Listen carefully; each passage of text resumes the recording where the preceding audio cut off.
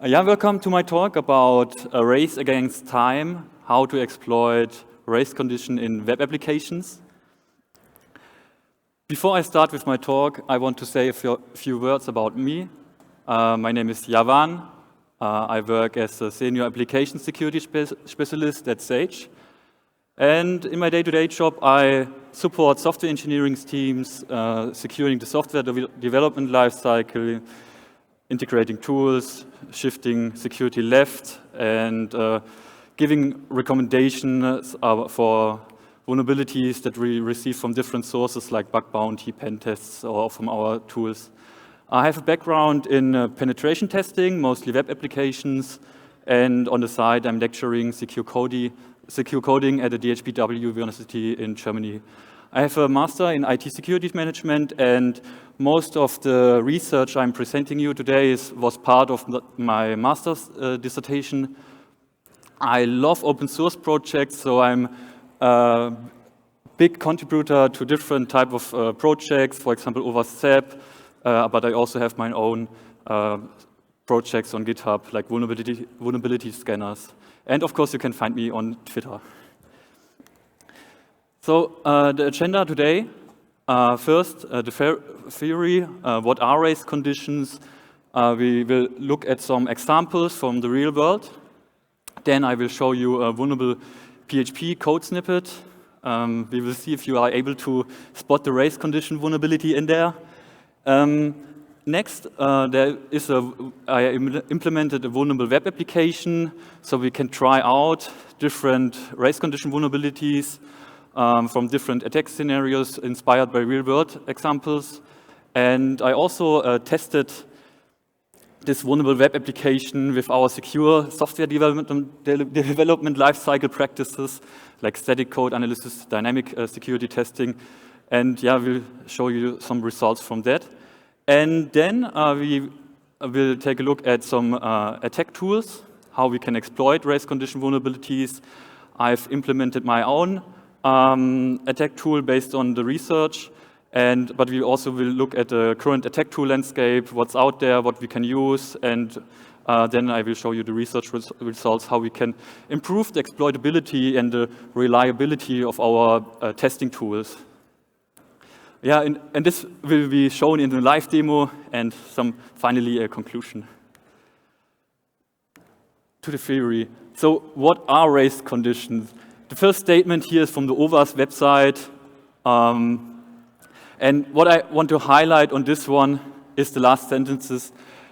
Race conditions by their nature are very difficult to test for, and I could underline this sentence very, very often.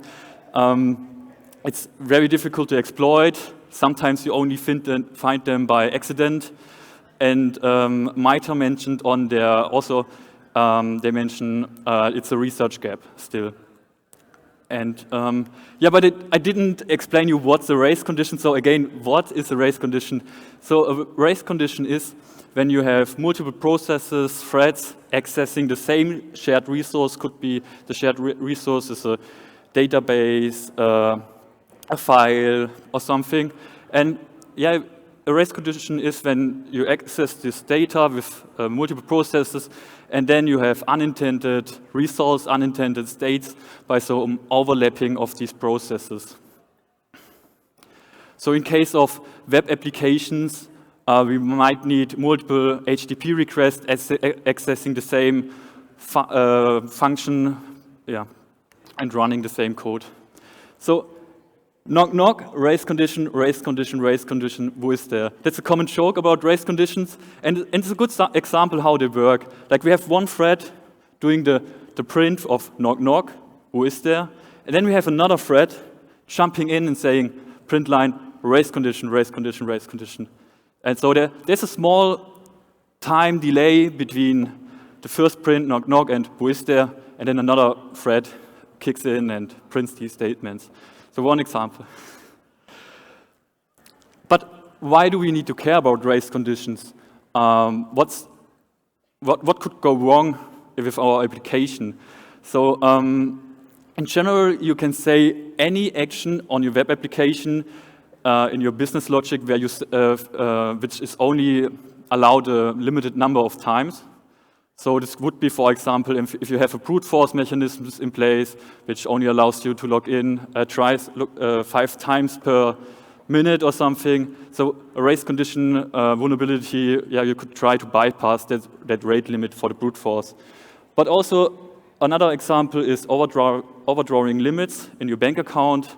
For example, if you can't go below $0 in your bank account, and yeah, if with race condition vulnerability, you could try to overspend that amount in your bank account. Another example is multiple voting, like in online surveys, but also in the Twitter feed, for example. From one user, you can only submit one like on a Twitter feed, but the race condition vulnerability would allow you to submit multiple likes from one user ID. Actually, that's a real example from Twitter. They have been vulnerable to race condition vulnerabilities in that like feature of the feed. Multiple execution of transfers, generating from coupon or codes or vouchers, can be both generating multiple vouchers or using a voucher more than one time would be. And also, finally, one example, anti-cross-site research forgery tokens. They are designed to be only used once. So if you are able to reuse them with a race condition vulnerability, yeah, this would be also one scenario, but there are more. And I brought you those examples how race conditions can be very critical. So these are 2 reports from 2021, where from 2 different researchers. I want to show you the bug bounty payout was very, very high. So the first one, the bug bounty was $50,000 for potential account takeover in Microsoft. The same researcher found the same vulnerability also in Instagram, and he was able to bypass the brute force protection for reset password codes, which then allow to bypass multi-factor authentication. So that's a very critical one, and the other one also similar in AWS Cognito, where also the reset code was vulnerable. I created a list of different bug bounty reports, and just to read those reports to get knowledge about what tools these testers used, or these researchers, those hackers used, and what the payout was, the bounty, and what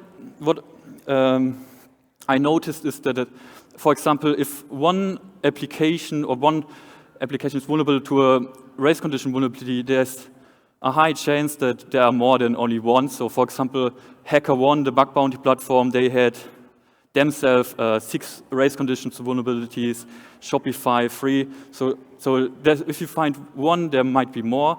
And this gives us some ideas about how the nature of a race condition vulnerability, because it might be something related to the development language we use, how we write our code, things like that. Now to the coding example. Can you spot the race condition? Here, one example from PHP. Yeah, we have only 7 lines of code, but there's a race condition in there. And it's one of the code snippets you find really similar on Stack Overflow or on the official PHP docs. And what I think is very concerning about this one, yeah, that's a real examples from Stack Overflow, and if you copy them into your application, then you are by default vulnerable to this type of attack. So, yeah, this code, what does this do is there is a withdrawal function that you have the table users, you have a column credit, and then in line 4 you are checking is my credit enough, can I withdraw the amount of money, then you remove that in line 4, that amount of money from your credit, and finally in line 6 you update your table users with the new credit. It's like a withdrawal money function from a bank account. And but we see between line 2 and line 6, there is a potential time delay. Depends how long this code takes to execute, and we call this a race window. So this is a very, very short time delay, and what could happen is that another thread jumps in, like another HTTP request, calling the same function that we see here, and the title of the presentation is a race against time, so it's all about timing with race conditions. And this other thread needs to be started before the first thread finished its execution. So the other thread needs to be started before line 6 is being executed in the first thread. So that's the race condition in this example.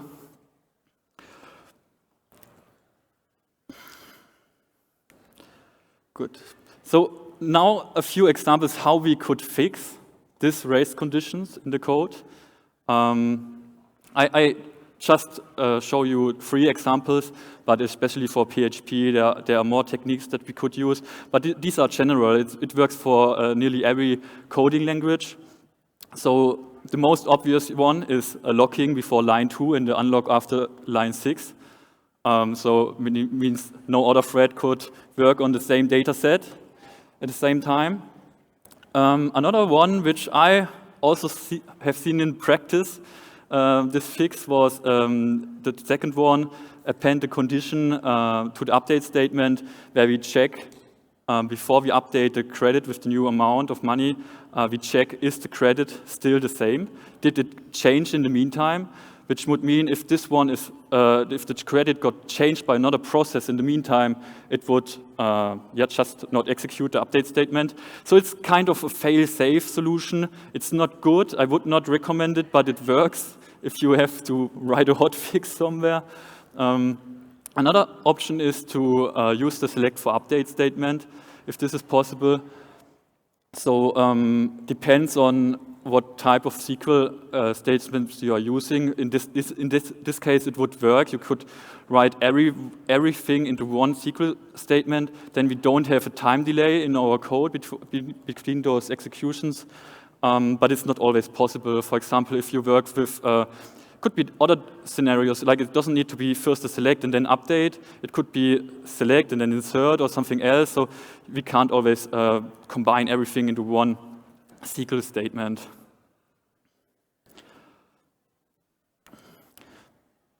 Now to the vulnerable web application. So I've implemented 3 attack scenarios, like mentioned, inspired by real-world examples, into a web application, and we are going to exploit these race condition vulnerabilities. The first challenge is the bank transfer, the withdraw money, like the code we just seen. It's not a much line of code here. The second challenge is the one inspired by the Twitter feed vulnerability, where you were able to submit a like multiple times. And the last one, also from the examples, logging in using a 2-factor authentication, like bypassing the brute force mechanism over there. So everything I'm showing you is open source on GitHub. Also this web application you see on the left side on the screen. It's a small web application with 3 challenges. All these 3 challenges are vulnerable to this race condition vulnerability.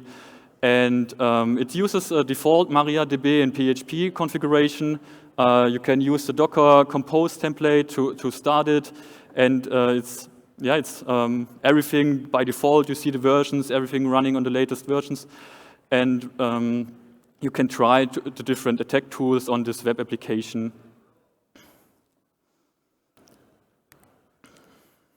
So I mentioned my job title in the beginning. I'm an application security specialist. And I try really hard. I tried everything I can do to protect my vulnerable web application. So usually I deal in my day-to-day job with web application firewall, SAST tools, dynamic application security testing. I tried very, very hard. and even runtime application safe protection agents. I installed everything on this web application, and still you are able to exploit those race condition vulnerabilities there. So on the left side, you can see I did run a static code analysis of that code. It contained all the 3 challenges, all the 3 vulnerable examples, and the SAST tool did not find the vulnerability. It found 2 other vulnerabilities, a hard-coded secret, of course, so, but not the race condition vulnerabilities. But the vendors, they claim, they say they support finding race condition vulnerabilities in PHP, but it did not found those. So it's a bit concerning, and it shows us that MITRE is a bit right about this, mentioning the research gap, and there could be something done helping us to protect against race condition vulnerabilities as well. Now to the attack tool. So before I show you the attack tool that I've developed, I want to mention the existing tool set there. So I analyzed all of them, went through all the code of them to see how they work in the back.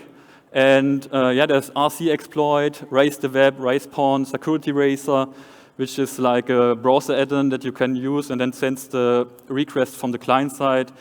Of course, the most famous one, the most common one, Burp Turbo Intruder, which most used to exploit race condition vulnerabilities. And I noticed there are like 2 different ways how they work. 2 types of how they send parallel requests. So when we want to exploit a race condition vulnerability, we need to be very fast in sending requests. There needs to be a very short time delay between each request. So there are 2 ways how they achieve this. Like the first one is the parallel, where each HTTP request has its own connection. And they often use a trick, it's called the last byte sync, and they preload a lot of requests, but they don't send the last byte. So all the requests are preloaded, and then they send the last bytes of that HTTP request a bit delayed, and then all the requests are processed at the same time, and that's how you can achieve a very short time delay. But also the other option is also good, use the pipeline, that you glue multiple HTTP requests into one TCP frame.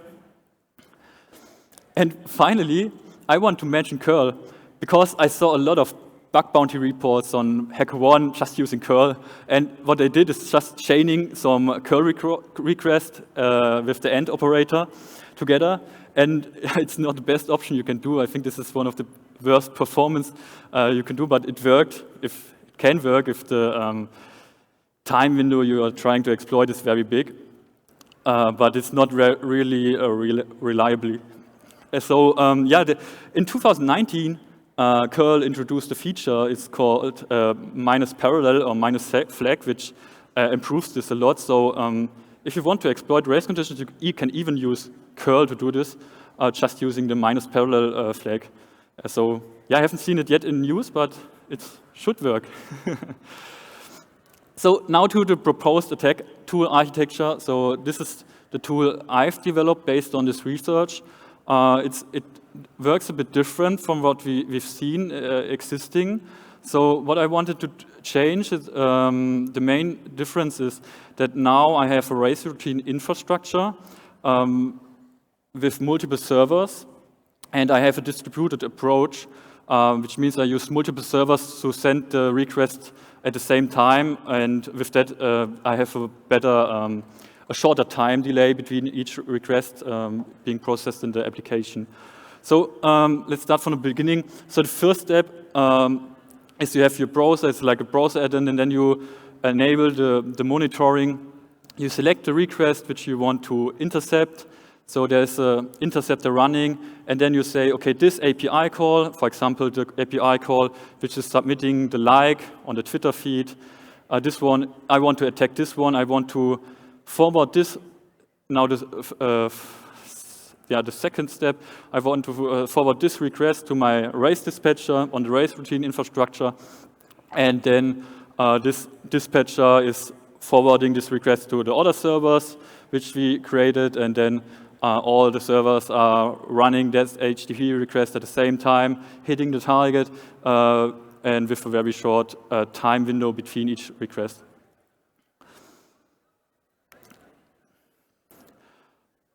Yeah, the research here, some stats that I created is first, each dot means one request being processed on the target, and the red color is one server and the blue color is the second server. So you see there's an overlap between those requests, and in average there was a time lapse between each HTTP request of 1.92 milliseconds, which I think is a very good outcome when we think about the first code example I showed you in PHP. That's the average time something like this needs to process. And for example, it's not only the time your PHP code needs to process, it's also about the SQL query you are running. Like if the update statement is taking more than 4 milliseconds, then you already know that you can exploit this. So this race window is big enough to be exploited. And also, I want to mention the better indicator of success. So because a lot of, when talking about race conditions, sometimes you can compare the requests per second your tool can do, but it's not a good indicator, because what really matters is the time window in the code. So you need to make sure that you have a very short time window in the code, and that it doesn't matter how many requests you can send from your tool. We're not trying to run a denial of service attack. We're trying to be very fast and finding a small time gap. So how can we increase our chances here? So in general, we have two goals, like increasing the reliability, where you have the very, very short time race window in the code itself. So you need a very short processing time of your HTTP request on the target. And the other goal you can have is that you want to increase your gain. The more requests you can send within the race window, the more you can gain from this benefit, like more likes on a Twitter feed from users, but also more transactions. Like if you withdraw money below your bank account spend limit, you can execute more such withdrawals. And you can increase also the chance of this successful exploitation by using multiple IP addresses. That's also what this new tool offers, like having multiple IP addresses by your race server infrastructure, where you can bypass some rate limits. And also, if you try to attack, if your target is using a load balancer, for example, with some sticky sessions, with some cookies you can influence, maybe, then you can really try to use two different servers to land on different server pools, which then also increase the chance of a successful exploitation. And of course, a data center, using a data center or something for sending those parallel requests. So that's why we moved this attack tool into in the hosting environment and not running this from our personal computer.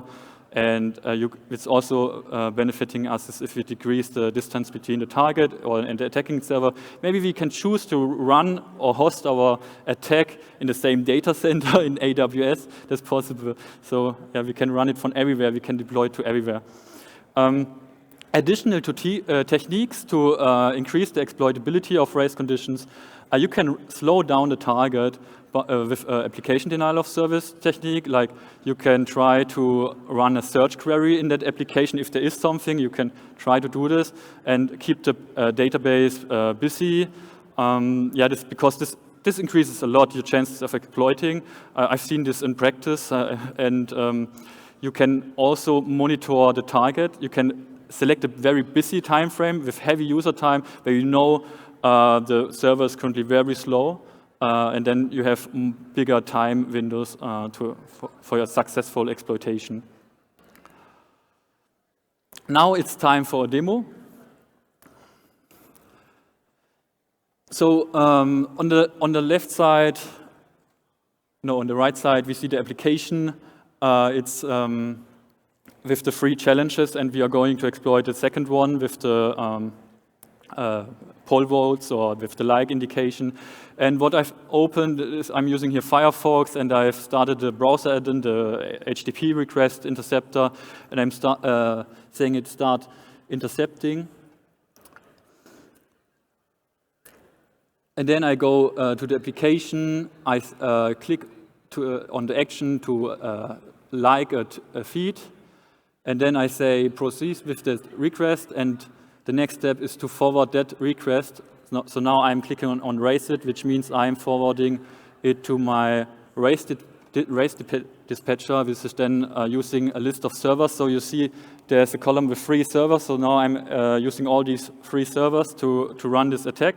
All servers are running those HTTP requests at the same time, and the payload is also this HTTP request we just selected from the interceptor from the browser add-in.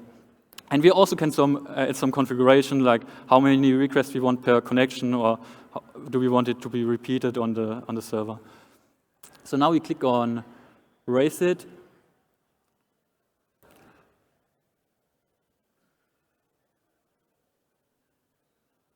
And it should have worked. So now we are going back to the application. We saw that it was executed from our raise dispatcher. Now I'm stopping the HTTP intercepting. And what we see now in the application, there are now 4 new likes from the user ID 3. And we should have been only able to submit a like once. So this was the condition we bypassed, exploiting this raise condition. And now we are going to test this.